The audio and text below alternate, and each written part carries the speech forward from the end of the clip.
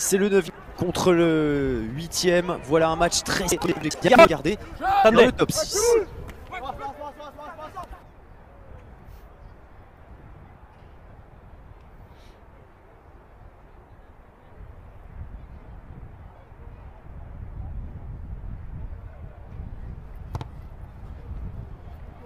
Il y aura la distance en tout cas. Est-ce qu'il y aura la précision? Oui, c'est parfait.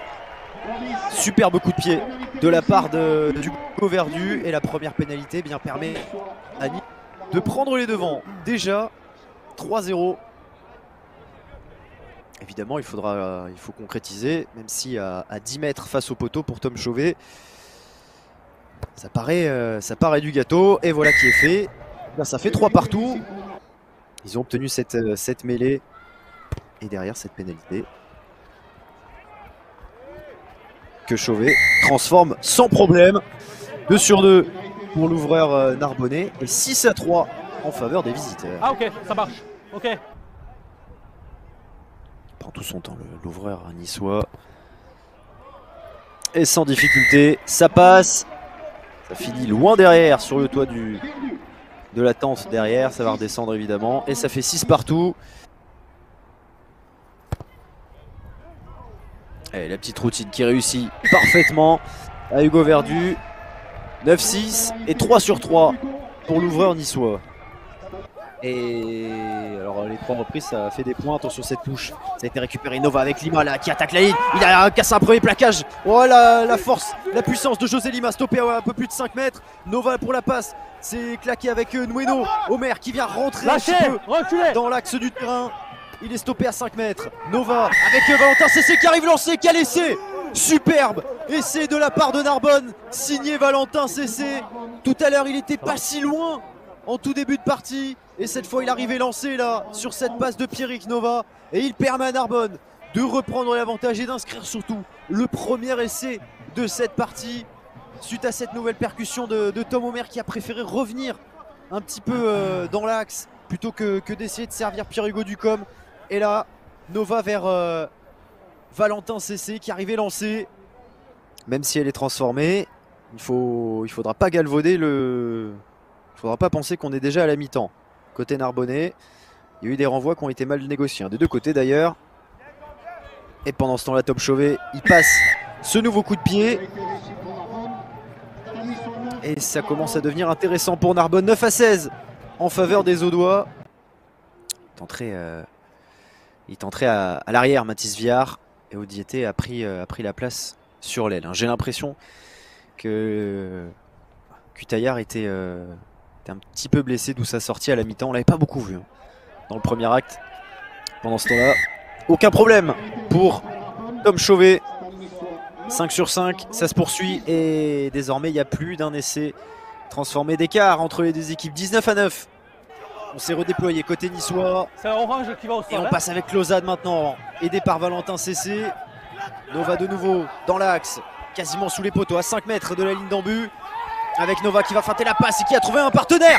Qui a trouvé Sébastien Georgis, l'ailier, qui était là en position de centre et qui permet à Narbonne d'inscrire un deuxième essai dans cette partie et de prendre peut-être définitivement le large. Ils étaient à 15 contre 13 sur cette action.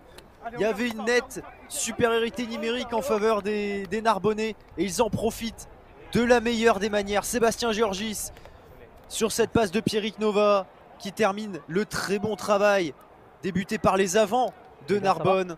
Et cette double supériorité numérique, elle est parfaite. Une belle opportunité là pour Nice de recoller un petit peu. Oui, il y a 17 points d'écart, plus de 2 essais transformés, mais ça pourrait pourquoi pas redescendre. La prise de balle de Mondoulet. Et le ballon porté qui va se mettre en place côté niçois. La poussée du pack niçois avec Alcazashvili qui attend ce ballon qui n'avance plus. Là, il a passé sur le côté, le Géorgien. Il vient tout casser, tout détruire sur son passage et inscrire l'essai de l'espoir pour le stade niçois. Badri Alcazashvili, le talonneur géorgien.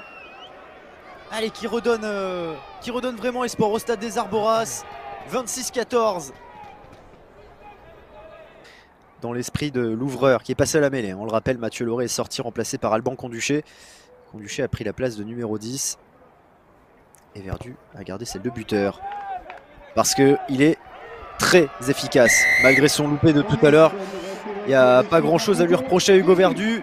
26-19 en faveur de Narbonne. Mais ce match est totalement quelques minutes pour son premier lancer. Fond d'alignement, ce ballon qui a été touché par un Narbonnais et qui est récupéré avec Nueno, le petit coup de pied par-dessus. La vitesse de Ducom face à Odiété. Ça c'est un vrai duel de rapide et c'est remporté par Pierre-Hugo Ducom. Oh qui fait mal à Nice cet essai. Cet essai du jeune ailier Pierre-Hugo Ducom. Ah attention, il n'est pas validé encore. Ok.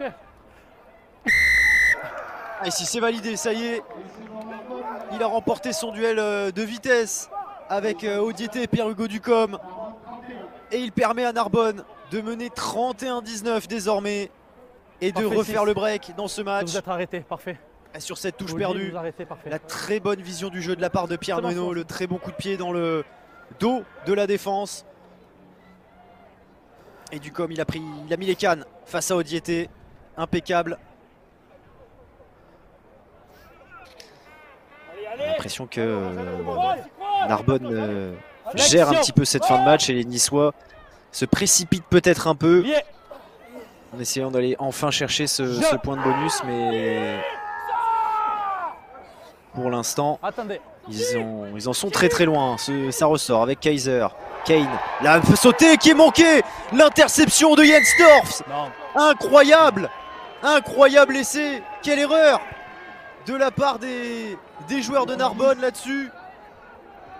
Et l'essai du coup du centre belge qui tout à l'heure avait écopé d'un carton jaune, qui se rattrape de la plus belle des manières sur cette passe de James Kane. La sautée était un petit peu suicidaire, on va le dire.